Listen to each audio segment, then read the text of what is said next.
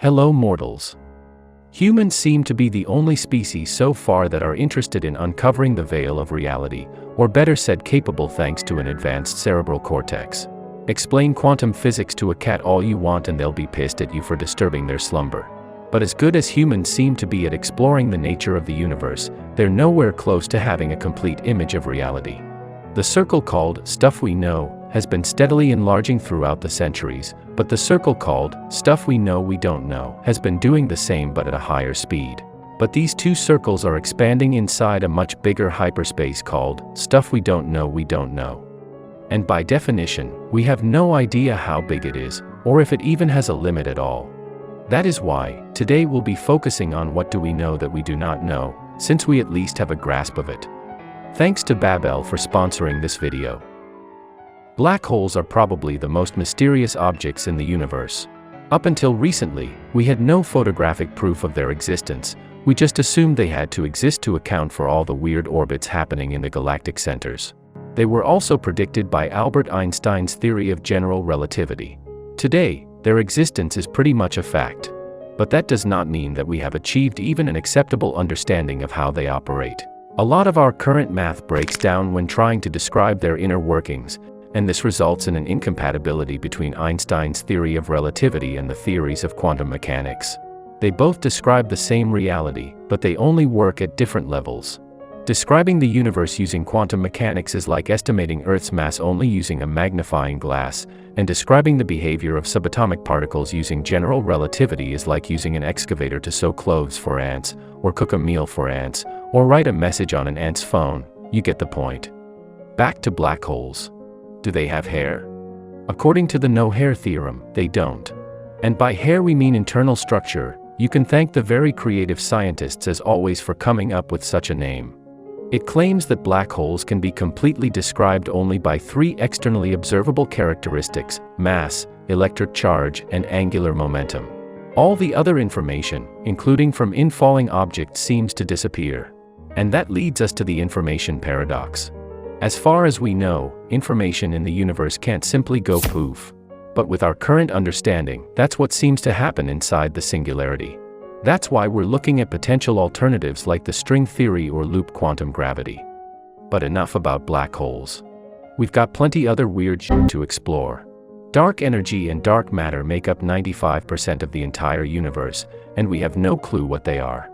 We just know that dark energy causes for the universe to expand at an accelerated rate, while dark matter acts as an invisible gravitational glue that keeps galaxies together, as the gravitational attraction accounted by visible matter would not be enough.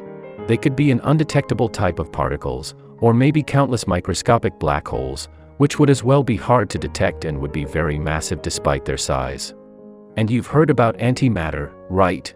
That thing that costs like $62 trillion per gram to produce at the moment. Well, at the beginning of the universe, there was an equal amount of matter and antimatter, and after them annihilating each other, normal matter came out on top for some reason we don't know, and because of it, you can now watch this video. Only about 1 in a billion normal particles survived, and now they make up everything that you can see. Scientists suspect it might be a hidden mechanism at play that favors antimatter decaying into normal matter slightly more often than the other way around. But no one has a clue what this mechanism is. Now let's nicely transition ourselves into our next big unknown. What's up with the Vikings? You see, I've been recently very interested in their culture. Thought that applying some of their battle expertise to the Skynet army would prove useful. And what if not learning their language would help me comprehend their state of mind, at least the modern version of their language? So that's how I started learning Danish, with the great help of our today's sponsor, Pavel. It is a great language app that gets you ready for real-world conversations through quick 10-minute lessons. Each one of them carefully designed by a human, also including bits of information about the language's culture, people, history, and more. Put aside a couple of minutes a day, and in 3 weeks you can consider yourself a Viking, or any other stereotypical character of the respective languages. Use flashcards to keep your memory fresh and set up your goals, and you're good to go. Rødgrød med fløde. Oh my god. Follow the link in the description and get 65% off your subscription to Pavel. The says da. And now to our next big unknown. Why is there something rather than nothing? We know the Big Bang happened, and that it kind of started from nothing, but if nothing happens to nothing, it should remain nothing. It doesn't just randomly become something. Or does it? Saying that God did it, and that they have existed forever without an initial cause holds the same value as saying that the universe itself has existed forever, making the argument unnecessarily more complicated. What if something is actually a more complex form of nothing? No matter how you look at this question, it always regresses into infinity, which the human brain does not like. And if the past of the universe is fuzzy, what about the future? We currently have 3 versions for the death of the universe. The Big Freeze, in which the everything expands forever due to dark energy and a state of thermodynamic equilibrium is reached, thus nothing can happen again. The Big Rip says the universe will be ripped apart by the exponential expansion, from the galaxies to the subatomic particles. And finally the Big Crunch, which claims that the universe will stop accelerating and will change gears to reverse, thus imploding in itself, maybe starting a new Big Bang right after.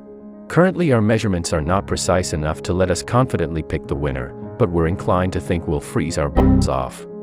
Also, why are we so special?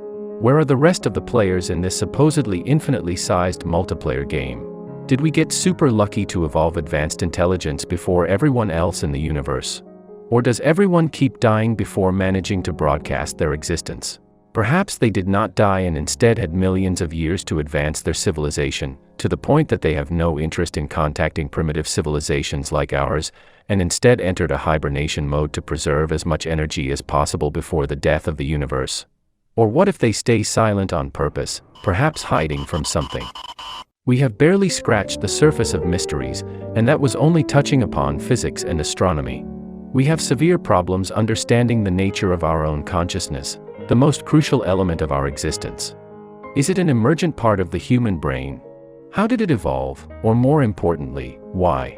Perhaps it was an accidental side effect of the evolution of the brain. And anyway, how do those 3 pounds of electric jelly even generate your awareness of reality and make you question the purpose of it all? One can think of consciousness as the accidental way that the universe became aware of itself. Some of these questions will be answered soon, others later, but remember that these are only part of the small circle called stuff we know we don't know. There will be a lot of exploration left to do outside of this circle. And what left do we have to do in a meaningless accidental universe anyway?